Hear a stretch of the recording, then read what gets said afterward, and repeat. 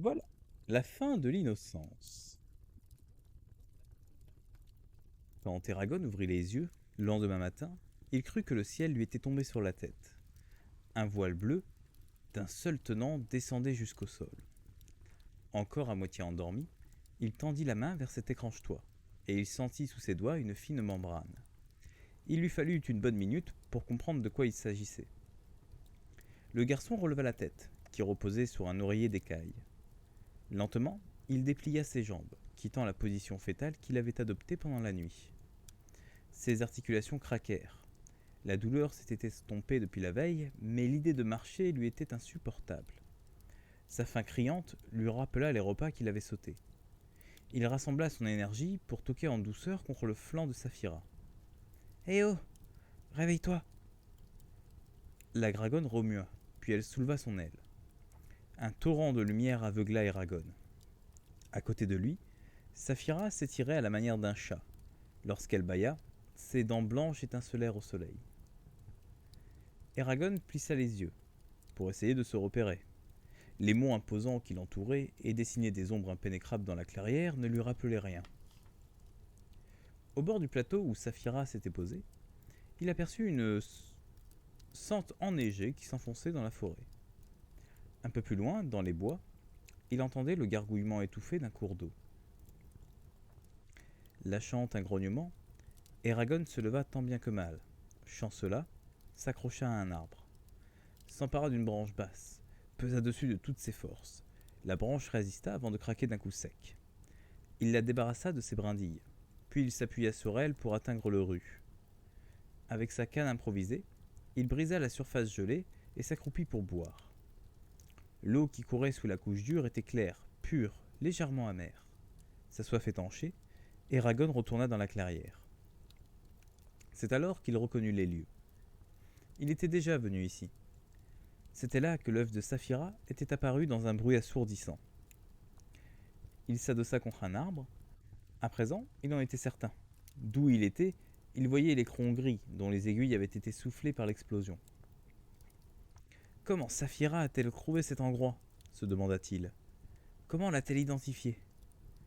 À l'époque, elle était encore dans l'œuf. Peut-être a-t-elle fouillé dans mes souvenirs pour se repérer. Il secoua la tête, saisi d'étonnement. Saphira, patiente, attendait. On rentre proposa-t-il sur un ton innocent. La dragonne fit signe qu'il n'en était pas question. Je sais que tu n'en as pas envie, insista Eragon. Mais il le faut. Nous avons un devoir à accomplir envers Garrot. Il s'est occupé de moi depuis ma naissance, et donc de toi dans un sens. Tu as une dette à son égard. Que dira-t-on de nous dans quelques années si nous ne revenons pas? Que dira-t-on si notre premier exploit consiste à nous terrer tels des couards alors que mon oncle est en danger? Je l'entends. Je l'entends déjà, l'histoire du fabuleux destin d'Eragon le Lâche et de sa dragonne polcrone. Si un combat se prépare, allons l'affronter plutôt que de fuir. Tu es une dragonne, Saphira. Même les ombres ont peur de toi. Et pourtant, tu te tapis dans les montagnes à la manière d'un lapin effrayé. Il voulut la mettre en colère. Il y réussit. Un roquement sourd sortit de la gorge de Saphira, qui planta ses yeux dans ceux d'Eragon. Sa tête n'était plus qu'à quelques pouces de celle du garçon. La créature découvrit ses dents. Une fumée noire sortit de ses naseaux. Eragon espéra qu'il n'avait pas été trop loin dans la provocation. Les pensées qui lui parvenaient de Saphira étaient rouges de colère. « Le sang rencontrera le sang, siffla-t-elle. Je combattrai. Nos weird, nos destins, comme tu dis, nous y obligent, mais ne m'insulte pas. Je te ramènerai d'où nous venons, parce que tu as un devoir à accomplir. Mais sache que nous commettons une folie. » Folie ou pas, lança le garçon, nous n'avons pas le choix. Nous devons y aller. Il ôta sa chemise, la déchira en deux, en enroula un lambeau autour de chacune de ses jambes à vif. Grimaçant de douleur, il grimpa sur la dragonne et s'accrocha fermement à son cou. « Cette fois, vole plus bas et plus vite, exigea-t-il. Nous n'avons que trop tardé. Tiens-toi bien, répliqua sa monture. L'instant d'après, elle s'élevait et fendait le ciel. Ils survolèrent la forêt, très haut au-dessus des arbres. Comme la veille, l'estomac d'Eragon protesta. Par chance, il était vide. plus vite, répétait-il. Saphira ne répondit pas, mais le battement de ses ailes s'accéléra. Eragon serra les paupières et se raidit. Il avait espéré que sa chemise le protégerait. Le rembourrage se révélait inefficace. Le moindre mouvement de la dragonne le faisait terriblement souffrir. Bientôt, le sang commença de couler le long de ses cuisses. Saphira sentit la douleur d'Eragon. Elle accéléra encore. Quand Eragon entrouvrit les yeux, le paysage se déroulait sous lui à une allure incroyable. Si quelqu'un avait levé la tête vers eux, il n'aurait vu qu'une étoile bleue filant dans la hauteur. Les voyageurs arrivèrent au-dessus de la vallée de Palancar en début d'après-midi. Des nuages obscurcissaient l'horizon vers le sud. Carvaal était au nord. Saphira se mit à voler plus bas, afin qu'Eragon pût scruter la vallée à la recherche de la ferme. Lorsqu'il la visa, l'angoisse le fit frémir. Un panache de flammes orangées coiffait le bâtiment. « Saphira, atterris !» lança-t-il. « Maintenant !» La dragonne rabattit ses ailes et plongea en piqué. Elle fonçait vers le sol à une vitesse folle. Elle rouvrit ses ailes pour ralentir, après qu'ils eurent dépassé les bois. « Dans les champs !» hurla Eragon. Il se retint comme il put, au cou de sa monture, qui attendit d'être plus près du sol pour contrôler son atterrissage en quelques puissants coups d'aile. Elle se posa lourdement, désarçonnant son cavalier. Il roula à terre, puis se regressa, haletant, essayant de retrouver sa respiration. La maison de Garrot avait été dévastée. Des rondins, des planches, des lattes de lambris avaient été soufflés de tous côtés. Les murs et le toit de la cabane en bois avaient été pulvérisés. On aurait dit qu'un marteau géant s'était acharné sur l'habitation. Des bardeaux noirs de suie gisaient alentour. Du poêle, il ne restait que quelques plaques métalliques tordues. De la vaisselle, des éclats de faïence éparpillés sur la neige, de la cheminée, de petits morceaux de briques rouges. Un nuage noir, épais et pesant, montait de l'étable ravagée par l'incendie. Les animaux avaient-ils été tués? Avaient-ils pu se sauver? En tout cas, ils avaient disparu. « Oncle Garrot !» appela Eragon. « Oncle Garrot !» Le garçon courut vers les ruines fumantes. Il ne trouva nulle trace de Garrot. Il l'appela de nouveau. Saphira s'approcha de la maison et se plaça près de lui. « Que de tristesse !» murmura-t-elle. « Si tu ne m'avais pas obligé à m'éloigner, rien de cela ne serait arrivé. Si je ne t'avais pas éloigné d'ici, tu ne serais pas en vie. »« Regarde ça !» cria-t-il. « Nous pouvions l'éviter. Il aurait suffi d'alerter Garrot du danger. » Il frappa du poing un pan de mur calciné, déchirant la peau de ses articulations. Le sang coula le long de ses doigts tandis qu'il s'éloignait. Il gagna le chemin qui reliait la bâtisse à la route et s'agenouilla pour examiner la neige. Il y avait bien des traces de pas dans le tapis blanc. Cependant, il fut incapable de les analyser. Sa vision était brouillée. Était-il devenu aveugle ? Une main portée à ses joues mouillées le rassura. Il était simplement en train de pleurer. Une ombre l'enveloppa. Saphira s'était posée près de lui. « Ne cède pas au désespoir, lui dit-elle. Tout n'est pas perdu. » Eragon leva les yeux vers la dragonne, quêtant un encouragement. « Observe bien les crasses, insista Saphira. Moi, je ne vois que 2 paires d'empreintes très semblables. À mon avis, Garrot n'a pas été enlevé. » Le garçon examina les indices. 2 paires d'empreintes, des marques de grosses bottes en cuir probablement, quelque peu effacées qui se dirigeaient vers la maison. D'autres, identiques mais plus fraîches, qui s'en éloignaient. Celles qui repartaient ne paraissaient pas plus profondes que celles qui s'y rendaient, ce qui signifiait que les incrus n'avaient pas emmené Garrot. « Tu as raison !» s'exclama Eragon. « Garrot est forcément ici. » Il bondit sur ses pieds et courut vers les décombres. « Je vais jeter un coup d'œil dans l'écurie et la forêt, annonce. Ah merde, pardon, c'est la dragonne. Je vais jeter un coup d'œil dans l'écurie et la forêt, annonça la dragonne. Eragon était déjà dans ce qui avait été la cuisine, et il s'attaquait à un tas de gravats. À sa stupéfaction, il parvint à déplacer de gros débris, comme s'il ne pesait rien. Un placard presque intact parut vouloir résister. Il le renversa d'une poussée.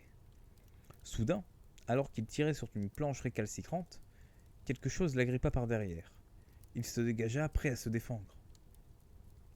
Une main sortait d'un tas de chevrons effondrés et s'agitait faiblement. Eragon la saisit et s'écria. Oncle Garrot, est-ce que vous m'entendez?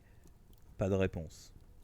Eragon arracha les boîtes de bois sous lesquelles était coincé le vieil homme, insensible aux échardes qui se fichaient dans ses mains. Bientôt, il dégagea un bras, une épaule, mais une grosse poutre refusait de bouger, retenant le reste du corps. Eragon expira à fond, inspira, et le visage tordu par l'effort, il s'arc-bouta contre l'obstacle de toute sa volonté, en vain. « Saphira, j'ai besoin de toi !» La dragonne arriva immédiatement. Les débris craquaient sous ses pattes. Sans un mot, elle referma ses serres sur la poutre et s'éleva, le magrier entre les pattes. Eragon se rua sur son oncle. Garrot était couché sur le ventre, les vêtements en lambeaux, la peau couverte de brûlures. Le garçon le souleva dans ses bras et le porta loin des ruines. Dès qu'ils se furent éloignés, Saphira relâcha la poutre, qui s'écrasa dans un grand craquement. Eragon allongea Garrot sur le sol. Inquiet, il examina sa peau desséchée, son teint cireux. La vie semblait l'avoir quitté. Sa lèvre était fendue, sa mâchoire entaillée. Partout, des cloques suintantes, sur lesquelles s'était déposée de la poussière de plâtre. Le corps meurtri dégageait une odeur entêtante de fruits pourris. Le vieil homme respirait par brèves saccades, semblables à des râles. « Des tueurs !» gronda Saphira. « Ne dis pas ça, on peut encore le sauver.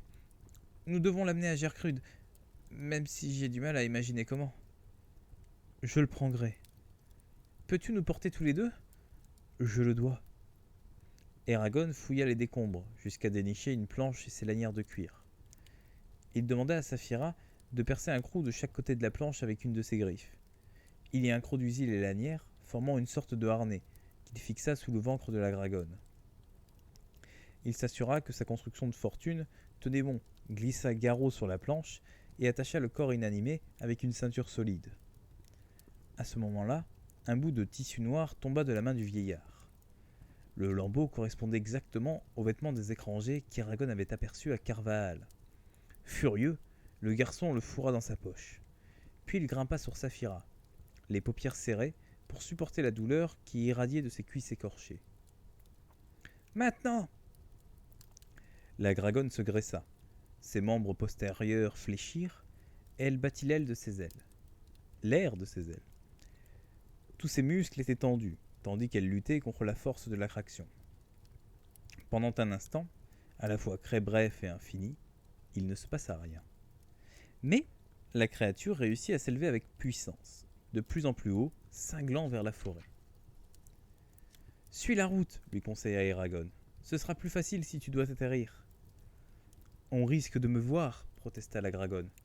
Ça n'a plus d'importance. » Saphira se le tint pour dit. Elle survola la route qui menait à Carvaal. Garrot s'agitait sur sa planche. Eragon frémit. Si ses nœuds lâchaient, son oncle s'écraserait sur le sol. Le poids de ses deux passagers ralentissait Saphira. Bientôt, elle baissa la tête, et de l'écume apparut au coin de ses lèvres. Elle lutta avec courage, puisant dans ses réserves et sa volonté. Là, ils étaient encore à une lieue de Carvaal. Lorsqu'elle rabattit soudain ses ailes et plongea vers le sol. Pantelante, elle se posa sur les pattes arrière, soulevant une gerbe de neige. Eragon se laissa tomber lourdement sur le côté pour ne pas se faire mal aux jambes. Il se releva et ôta le harnachement qui entravait Saphira.